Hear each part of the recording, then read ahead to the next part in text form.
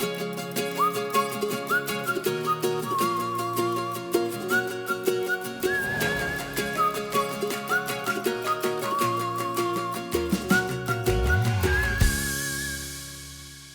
and welcome to another episode of Found It, Fetched It.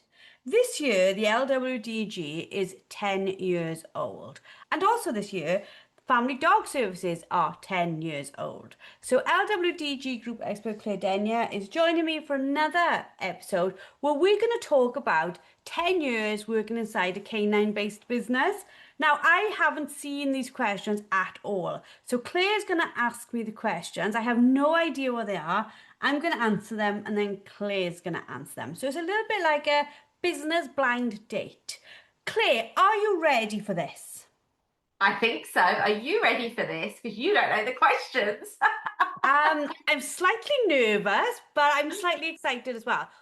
But let's see what you've got for me. Okay, right. So first of all, okay, the LWDG is 10 years old this year. Congratulations. That's amazing. We've run a lot of LWDG events over the last 10 years, some online, some in person. Can you tell me what your favourite event is that we've run for the LWDG? I think my favourite event, and it's happened twice, is when we get together for conference, because you guys run loads of training events and you're mostly on the whole working on your own with our members, and I might be there or I might not, and the other experts might be there or might not be. But when we run like the weekender, as we call it, we all come together in one place, plus other experts. And for 2 days, from a selfish perspective, I get to spend 2 days with all of you where we met online. Like, we weren't friends before. So the time we spend face to face is absolutely precious. And it's absolutely precious as well to spend time with members, because there's always a huge mix of like the diehards who've been the OG, they've been with us since the beginning, and new people. And I always love watching the new people realize how lovely the whole community is. Yeah, it's amazing when you get people together. So, Claire, what is your favourite LWDG event? Oh, crikey. So you really got me thinking there with the conference. You really got me thinking there. But I have to say, I'm going to go with a training event. So we've run lots of different level training events for the LWDG. And I think I'm going to say my favourite is the novice level, because it's when you see people progressing from that foundation level, starting to trust their dog more and start to work towards doing more kind of advanced exercises. And it's just seeing their faces when they start to achieve that next step with their dog. So I think the novice level weekenders is probably my favourite. And so we learn more about like your business work. We're celebrating you in 10 years as well. What's the nicest or the most excitable event that you've done for Family Dog Services? Okay, so if I was going to go with entertainment value, I'm going to go with our Scurry Days because they're mental. But the other one is when we run our shoot experience training days, when people have been training their dog for that level to experience what working their dog on an estate would feel like. So from a kind of training perspective, it would be the shoot training days. But for complete hilarious, let's all have fun and go bonkers with our dog, probably the Scurry Days. Yeah. Yeah, because like all our experts, you've got Family Dog Services, Sam's got Languedoc Gun Dogs, Jem's got Whistle and Wag. Like, you all have your own independent businesses that you run full time alongside what you do with us, isn't it? Yeah, absolutely. Yeah. And it is kind of like getting that nice blend. And so yeah, there's quite a lot, but like last year we ran a lot of LWDG in-person things. Obviously my surgery has meant I can only run 2 this year, but which is really depressing. So I think we ran 4 last year, plus coming up to pristine as well to do one. So there was a lot last year. Okay, question 2. This might get you thinking a little bit. I'm going to direct this specifically to the live Q&As that we do in the membership. So, what is your funniest moment on a live Q&A? Right, it's going to be a leather person remain nameless, but one of our members had fallen asleep. And while we're on our lives, we have like a WhatsApp group running so that we can tell each other like what's next and like just talk about what we're doing on the live with the host so that we can like keep on time a little bit. I'm terrible at watching it because I'm always behind. But anyway, one of the experts mentioned like, is this lady I sleeping? remember this. Is this lady sleeping or is she possibly dead? Well, obviously, dead would have been dreadful. But the lady had a space background on her Zoom.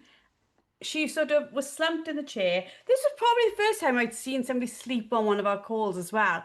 And then she sort of went to the left and then she kept on like just slightly dropping and she didn't like completely flop, so she obviously wasn't like dead.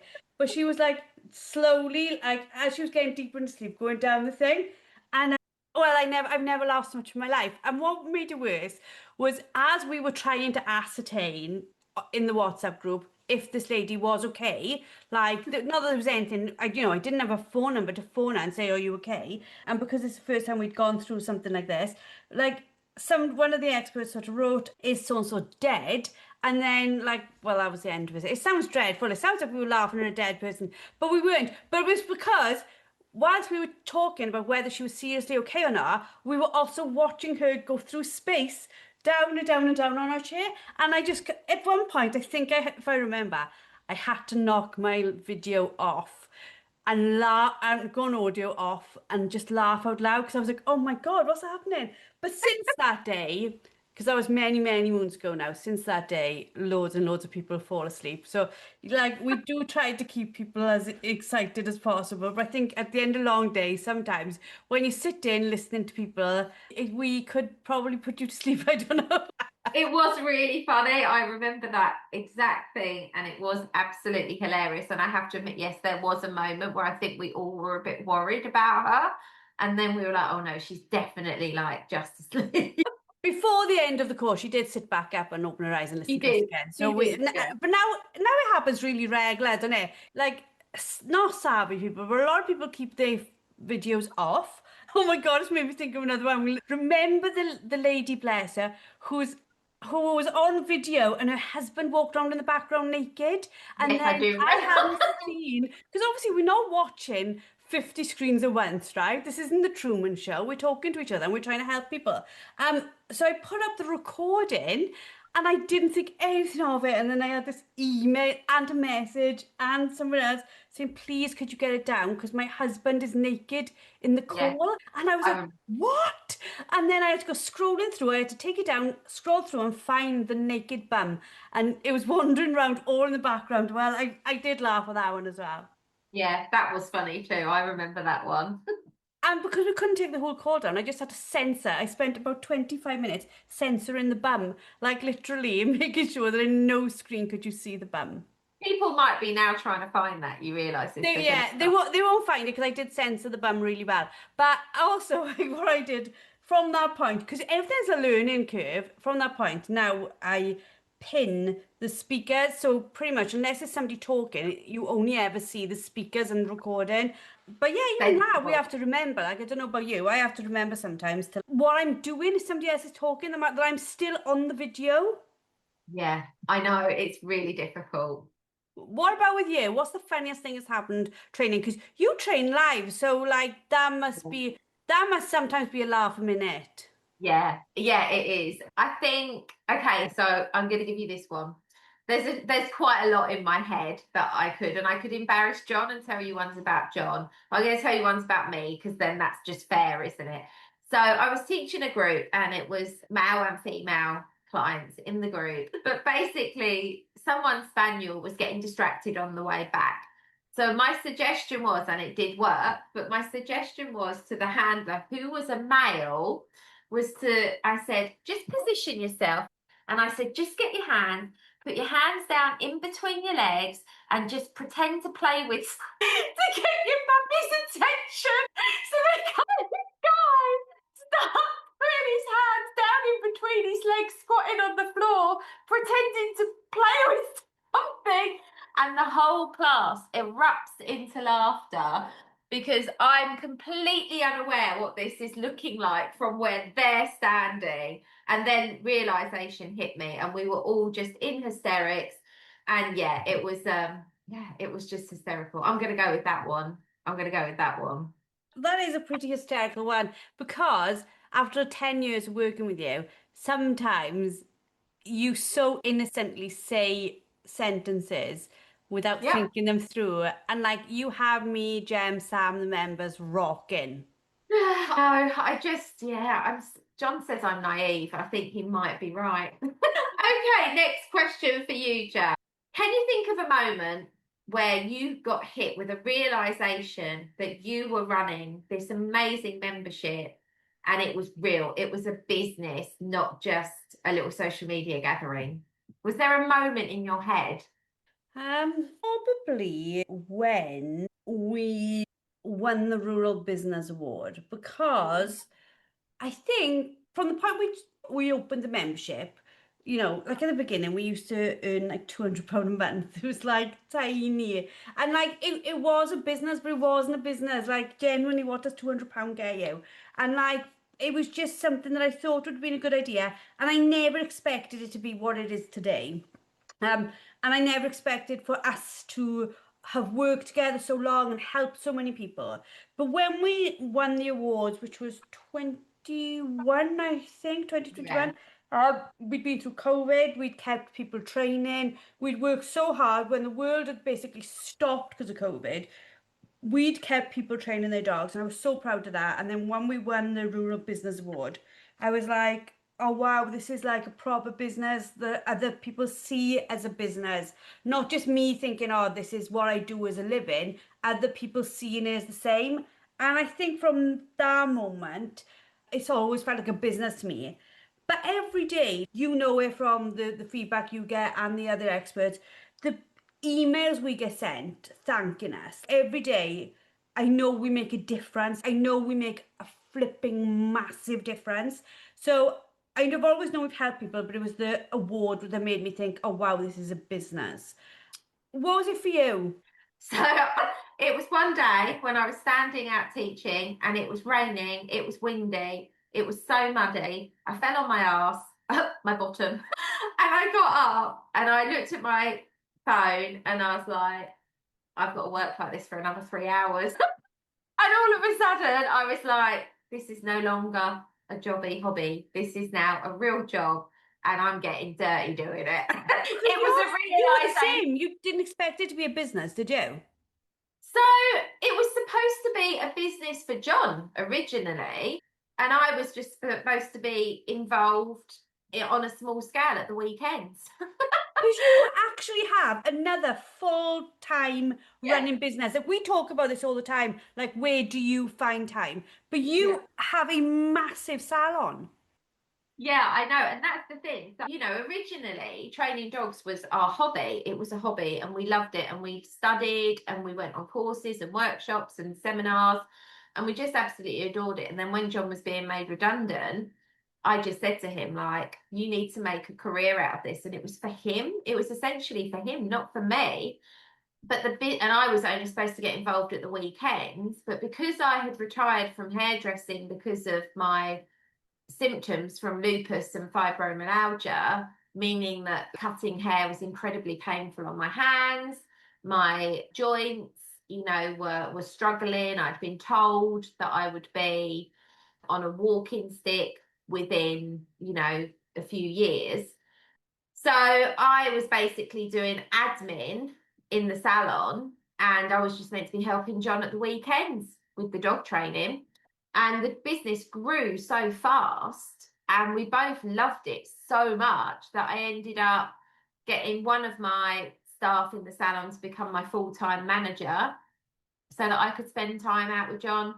And it happened really fast. Within literally a couple of years of the business, we were both full time. And that wasn't the original plan. That's mad, isn't it? It's like, but I think sometimes I look at it and think we work in what we're passionate about. And don't get me wrong, me and you still have to do like tons and tons of work that's business related that maybe we're not super passionate about, but it comes with the territory. But I think like what we do across the board is make a difference that we are deeply touched by, aren't we? Absolutely. Yeah, I love what I do. I absolutely love it. Right, next question, Joe. Are you ready? I am. Okay, this might be tricky for you to answer. Has there been a member or a dog with it, with a handler within the membership, one that has really touched you, one that has, you said about my innuendos, there's another one for you, that has really like somebody or their dog, that partnership in the last 10 years that has just made you see that what you're doing, this is why you're doing it? Or have there been loads? There's been loads because again, the feedback we get, but I think the one that sticks in my head, and there's been more since. The first one I think where I was like, oh my God, like we massively made it different, was Alison with the two cockers. Yeah, yeah, They were both rescue. She was really at her wit's end as to whether she'd done the right thing or not. And I suppose that was the first time where I was like, oh my God, we've really hugely, and I'm sure there's loads of other times we've made massive difference, but she used to come on all the live calls and talk to us about it all the time. So we were consistently updated and invested in the story. yeah, We made a monster difference. And I think she was probably one of the first people where I suppose I could have taken the LWDG anyway, right? And I could have been that we work with people, and we do work with people at all levels, but we could have worked with people more advanced all the time. Or we could have yeah, worked with people who wanted to be out on shoots all the time. And I suppose like any decision made by a business, I had to make a decision. What was it that lit me up inside? And I think for me, we probably are more focused towards the foundation novice level simply because we know if they can get that right, the intermediate and advanced is a breeze. It's just time and expertise. But if they've got that wrong, the rest is such a nightmare. And because we wanted to keep dogs with people, the only answer to that was to make sure that the family doesn't split. And literally, because a dog is a family member, the family doesn't split and help them get it right in the home and get it right when they're just doing the basic stuff. Great in the house, great when they go out to the house, great when they go for a walk, great when they throw a dummy, just so that the dog is actually a pleasure to be around. yeah, yeah, I get it. I get it. And that kind of marries in with mine. My kind of when I look at handlers and dogs that I've helped over the years, both through the LWDG and through FDS. But some of my biggest successes are the behaviour cases, the dogs where they are rescues or rehomes or street dogs that are now no longer street dogs. And you know, some of them dogs where they're at and the fact you literally save their life, you stop them being rehomed, stop them being put to sleep, and you give them purpose in life with their handlers. Obviously, working with the advanced gun dogs is really cool. I love it. I love the successes of my clients. I love it when my clients go out and win at competitions or, you know, it's all amazing. But I think the thing that really makes my heart swell is helping the dogs overcome challenges. So that's mine. Yeah. Okay, next question. What is the best part of your job? I think it's what we just covered. It's like just seeing somebody come to Yeah, us and go, I love this dog, but I hate this dog. And my family are like, the dog's got to go. And like, please, please help me. I think that's what I love the most. And followed secondly by somebody saying, oh, I'm never ever going to go on a shoot. Can I join? And us going, yeah, of course. It doesn't make a difference yeah, whether you do or not. And then 2 years later going, I went with so and so who I met in this group to a shoot and absolutely blinking loved it. yeah, that is cool. I just love making a difference to people's lives with their dogs. That's the best part for me. Okay, throw it on its head. What's the worst part of your job, Joe? I'm crap at postage. Generally, it really shouldn't be a problem. Do you know when sometimes my husband says to me, you can build websites, you build products, you can do all this stuff that you taught yourself, you can't use the remote. Postage is like that. I get it ready, and then 4 days later, I'm looking at the postage. I have been to town and forgot to take it with me. So, like, literally, it's taken 10 years, but we literally have a process now where the process goes. The order comes in. I do them on a set day. I leave a sticker on top of the printer for the labels that says, well, the last one I did was, so I don't get confused because I've sent people two things, like really quite regularly, because I forget that I sent it before. And then I get them all ready and I literally put them by the door. And my husband takes them, or my mother. If she goes past the door and she sees them there, she just picks them up now. And it's really got to that. And also, like new member packs, I am terrible at them. So my husband does them. All the new member packs go to them. So that when people do all their 10 steps and they do everything right, they get a secret like new member pack that only people who've done everything get. So it's our way of seeing and making sure people are really following the steps and getting into it. And a nice surprise for them that they've get rewarded for following the steps. My husband deals with all of that, so I send that over to him. And like I'm thinking, how in all we do is this my, I don't know, Achilles heel? Yeah. What about you? Okay, the worst part of my job is being able to accept that I can't help everybody. That's the worst part for me. Accepting that because I want to help everyone and every dog. And it's knowing that some people aren't ready to accept the help. They're not in the right headspace yet to do what needs to be done. And being able to back off and let them come to that realization themselves, or the fact that maybe I'm just not the right trainer for them. I'm not everybody's favorite trainer. I'm not saying I want to be everyone's favorite trainer, but what I mean, that's the worst part for me is accepting that I can't help everybody. And there are some clients that John and I share. There are some clients that train with John and probably aren't a good fit with me. I'm too loud. I'm too this, you know. And John's a much quieter personality, and some clients will prefer that. So for me, the worst part is accepting that I can't help everybody, either because they're not ready for it, or they don't want it, or I'm just not the right trainer for them. I was taught in network marketing many moons ago. People who've read my About Me page will know I used to work in network marketing, and I was taught some will, some won't, so what, someone's waiting, which is Oh very my like a numbers game in network marketing. But I sort of apply it to this because right at the beginning, when we used to lose members, I used to be devastated like we'd done something wrong. But it's like what you just said, you just have to know that you can't help everyone.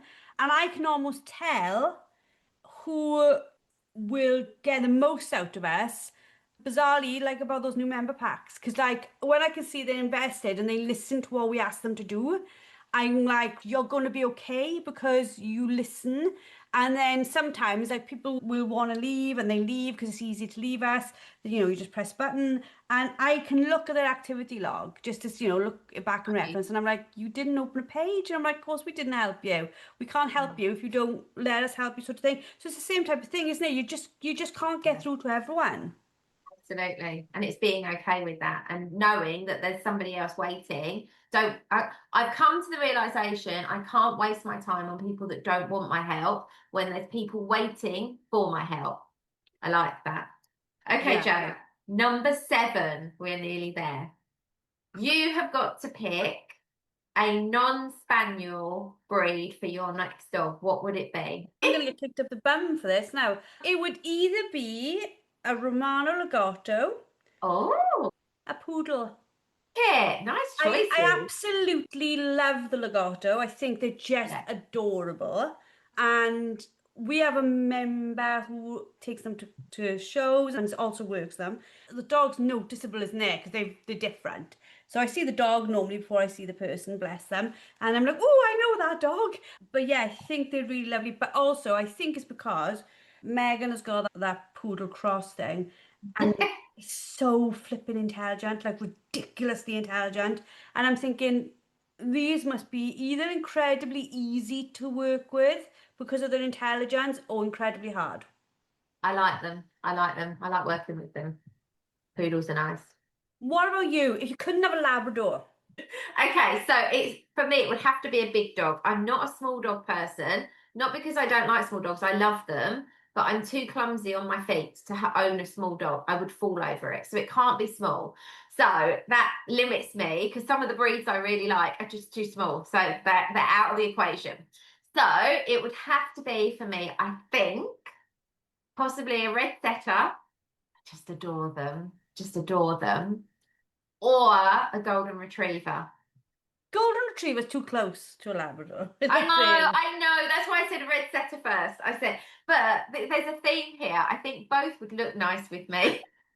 I think red setters. I think setters in general are absolutely beautiful. Well, like when I see Lucy with hers, Lucy Hall, one of our amazing people who helps us with all our events, runs an amazing event business. She has setters, English setters, and like they are the most adorable things. The only thing I think that puts me off them a little bit is I look at them and this sounds like such a practical, shallow thing, but I think how much hair do you produce? Like literally in a house. That wouldn't worry me. That wouldn't worry me. When I was a kid, I wanted an Afghan hound. When I was a young girl growing up, I wanted an Afghan hound. I love the flowing locks, and I think that's why I'm drawn to the setters and the golden retrievers because they've got these flowing locks. I'd be put off golden retrievers for life by people in our group who've got them. I love them.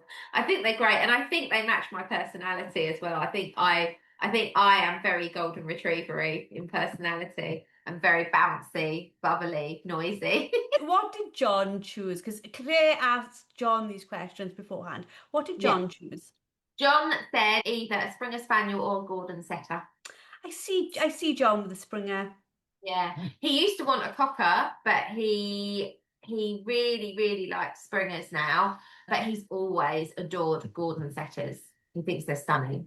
So, Beautiful. but he wouldn't spend enough time grooming it, so he's not allowed one of them. If I was like getting on, so I think about this sometimes. I think, would there ever be a point when there's a dog in my life, and not a dog in my life, and I think, oh no, I think I'll always have a dog. I think as I get like older, because and this is sad to think of, but say you got a real good innings with your dog. You've gone for 15 years, right? So that's not a massive amount of a human's life, hopefully. No. So I think, oh, what would I have? And I sometimes look at clumbers. I think one of you might suit me. But then I also think for the same reason, when I'm older, maybe something like a poodle because they're very affectionate and want to be with you. I don't know. But anyway, so actually Yeah. not that I need to look that far ahead, but we You think need about to these stop things. thinking. Stop thinking. Okay, number 8. One thing that you have changed about the way you work within the LWDG in the last 10 years. I think at the beginning I really hid myself because I've never come to this as being the dog training expert and I know my lane. I look outside and look at my own dogs and know my lane. But I know I hid because of it. I hid behind the brand. I hid behind everything because also through what I was going through personally with my brain tumors and that, I didn't really want to be seen as such. So the LWDG was almost not faceless because all our faces were there, but there was nobody knew who owned it or why they did it or the legacy behind it. I think I've had to learn and I've had to change showing up as me, being proud to be the founder and being an expert in building the business. I don't need to actually be the expert in dog training. I am the expert in building membership businesses. So, as an offshoot, I now speak on stages and stuff about building memberships, which I absolutely adore because I think it allows me to take what I've done and feel proud of it and not feel like I shouldn't feel proud of it because I'm not a dog trainer. Does that make sense? Yeah, I get it. I get it. Yeah, it's lovely. That's good. What about for you? Okay, so from a training perspective, something that I've changed is when I look back at 10 years ago, I used to use a lot more food in my training than I do now. And so that's changed because I use relationship and play a lot more in training and rehabilitation of dogs than I did 10 years ago. So that's something that's really changed. From a business perspective, so coming slightly away from training, a little bit more controlled about my work-life balance. I'm much firmer about Tuesday as my day off. Like I used to be dreadful at that, and I'm much firmer at that. That's one thing I've tried to change. I'm not always successful, but I've tried really hard. Otherwise, I get told off by John. So Yeah, because let's be honest, me and you can be talking first thing in the morning about like, in fact, we've had conversations about what are we doing in September? What are we doing this? We're constantly talking. We have the group WhatsApp where we all talk. Like we're full on with this with our own businesses. And if you think about it, this podcast we do it for genuine love of the sport. Like it's not a money maker in any ways. But we do it to help as many people as we can. We're constantly looking for ways we can help people, aren't we? yeah, absolutely. Entirely that. So, number nine, we are nearly there. Something that has remained the same in the LWDG for 10 years. One thing that stayed the same that will probably be there forever. The point in it, I think. The point in it is that when somebody is looking at a working dog breed and thinking, oh my God, I have no idea what I do and it's killing me, that we go, you just get over here, we'll help you. But also, like, it's so bizarre if you think about it, it's the people. Like, we've all been experts since pretty much the start. Like, the first person out of all of you that I worked with was Sam. Yeah. And there's members who've been here since the minute we opened the membership. Like, there were people who've been around right from the beginning, and I absolutely love that. There's also not a panic, but a bit of a heartbreak attached to that because I see different people go through different parts of their life. So maybe go through divorces or loss of parents or loss of children. And I feel that for them because they feel like they've been in my life for 10 years. So that I find hard, but in a nice way. I'm still glad every single one of them are in my life. Yeah, that's all amazing. Okay. What about you? Something that stayed the same is my desire to constantly do better, to constantly do better for the dogs and the handlers that I work with. So to learn from every dog and handler that I work with, to always evolve as a trainer and aim to do better.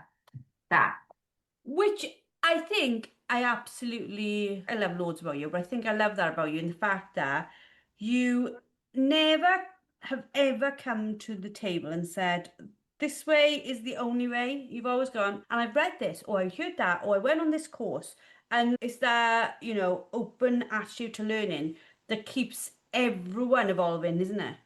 Yeah, and do you know what? That's been one of the biggest sticking points with me about writing my book. There's nothing in my book that I don't like. When I wrote my first book, the puppy book, there's nothing in that book or in the Becoming a Gun Dog book. There's nothing in those books at the minute that I look at and go, I don't agree with that anymore. But there are things that if I could rewrite the book, I would expand on them a little bit differently, or my thought process is a little bit different now. None of it's wrong. It's just that maybe I look at some of it slightly differently now. And that's a bugbear. And I remember Rob saying to me when he wrote his book, he regrets writing his book because although it's still a great book, he's changed so much since he wrote that book.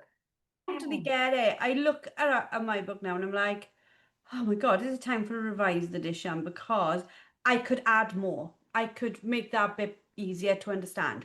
Or I would be stronger on that part. Or I would, but I think that is evolution of Yeah, people. nothing's different. It's just that your mind opens differently, and maybe so you might word something slightly differently. So yeah, that's a thing for sure. Okay, are you ready? I Just am. congratulations on 10 years of the LWDG. It's an amazing achievement, and I'm very honoured to be part of it. Where do you see the LWDG in 10 years' time? Oh, good question. I've thought long and hard about this. Is there ever an end to the LWDG? And I asked myself this question because other memberships I know have closed down or maybe have been sold on and then closed down because people, I think, buy into the person behind it as much as they buy into the brand. So, Joe, what do you see for us? And I genuinely, at this point, see no end to it. I have had to do what you said and get a balance because we do grow, like we just said in the last one. We learn and we stuff, and there's other things we want to do. So I have had to learn about balance and doing things slightly differently and not like right at the beginning, we used to like jump on every idea we had and go make it happen, didn't we? And now I'm like, do we need it? Do we need that extra thing? Like, the other day we had somebody complain there's too much information, and I was like, you can't give us a row for having too much information in the membership. But I sort of know that we've almost, as far as master classes have come, we've covered it. We've covered the bases. If it's not there, I'm shocked because we've been through blinking everything twice over. But I think for me, there is no end. I always live in hope that one of my daughters, like Charlotte, loves dogs, and I think, well, what is the legacy? Because, like, you'll understand this as well. As we get older and knowing that I have critical health issues, I'm always grateful for every single day. And seeing my brother just pass, like it'll be 2 years now in June, seeing him just pass in a day for nothing, it does make you think about legacy. And I think what would happen. And I would like to think one of my daughters would take over. But I don't see a point when I don't do it. Does that make sense? Because for us, we are really, really lucky. We could continue it on just with our expert calls. Like we wouldn't, if we got to a point where we were like, well, actually, we can't do any more content. We could just do this. We could do that. And there is a membership that I was made aware of not so long ago where the gentleman who owned it actually has passed. And there's no new content on there, but people still join for the old content and his Yeah. family still make an income from it. And I was like, well, what does that look like? So I think for me, unless I am upside down in the ground, there will always be the LWDG in some form because I cannot think that there aren't younger girls coming into this who are, 20s, 30s, who in years time or 10 years time will buy a dog and go, what do I do with this? Yeah, 100%. What about for you? 10 years time, yeah. So John and I talk about this a lot, and luckily we're on the same page. 10 years time, I would love to be, and whether or not this will happen, I honestly don't know. Honestly, don't. We would love to own our own land and a property with enough land that we could run events all year round. Because at the minute, we do a mix of behavior modification. So sometimes that will be a whole day of our diary with a one dog at that person's home, or one-to-ones where we're seeing clients for an hour or up to 2 hours, depending on how far they're traveling to train with us. But we're like passing ships. And in the summer, we work very long hours, John and I. On a Monday and a Wednesday, we often start at 10 or 11 and finish at 8 o'clock through the summer. They're long days. On a Friday, we've capped, like we finish work at 6 on a Friday. Saturdays and Sundays, we work all day. And so we work long hours in the summer. Obviously, in the winter, those hours are like condensed because of daylight. Daylight stops us.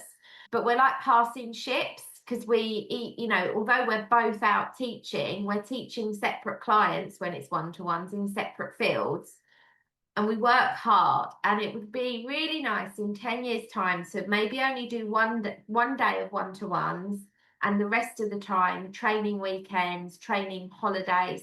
So when I say holiday, I just mean 2 or 3 days but during the week. So seeing groups of clients for longer durations, more relaxed days, and only having to do that like once or twice a week, or maybe having a whole week off in the middle of that in a month, so that we're working smarter, not as hard and as like manically as we are now, but with our own grounds. And then we might even consider looking after clients' dogs while they're on holiday. I don't want to do like board and train, but if one of my clients was going on holiday and I had the space to keep their dog and do training with it while they're on holiday, that would be quite nice. So yeah, I'm that's where I'd like to see us in 10 years' time. I'm gonna keep sending you farms in Wales. Okay, I'm sure we could probably afford something in Wales better than we can afford anything in Kent, that's for sure. Absolutely. Thank you, Claire, for another amazing podcast. Those questions did make me think, but actually, really love doing it. We've run slightly over what we said we were going to do for this one, but I think it's a little bit like memory lane, and we have been through so much, and it really has been a community event, doesn't it? We've all made it happen together. Each person playing a role in making the LWDG what it is today. And I think that is testament to what women can do together when they focus on the goal being something. I think it's when we're working for the greater good, aren't we? And because we do that, it's easy to achieve that because we'd always start in the day with other people in mind. It's always coming from a place of good. And I think that is an incredible thing. And I hope we are still doing it, both of us, in 10 years' time, because we can do this again. We'll do what do we think after 20 years? 20 And years. yeah, we might both be sitting there with our like going setter and Mona Legato going, we're never training another dog ever again in our lives. You never know. Thank you for listening to us. I hope you've enjoyed it. I hope you've enjoyed Claire's questions as much as I have. Please subscribe. It's really, really important so other people can find out about us and we can help people, which, as you can see from this episode alone, is incredibly important to us, that we get to those who are struggling and make sure those dogs stay with the families, don't end up in rescue, don't end up being rehomed just because those people needed someone to hold their hand through the training. We're there for that for everyone. We hope you've enjoyed. Please DM us, please email us, please message us and let us know what you thought of this episode, and we shall see you all very soon.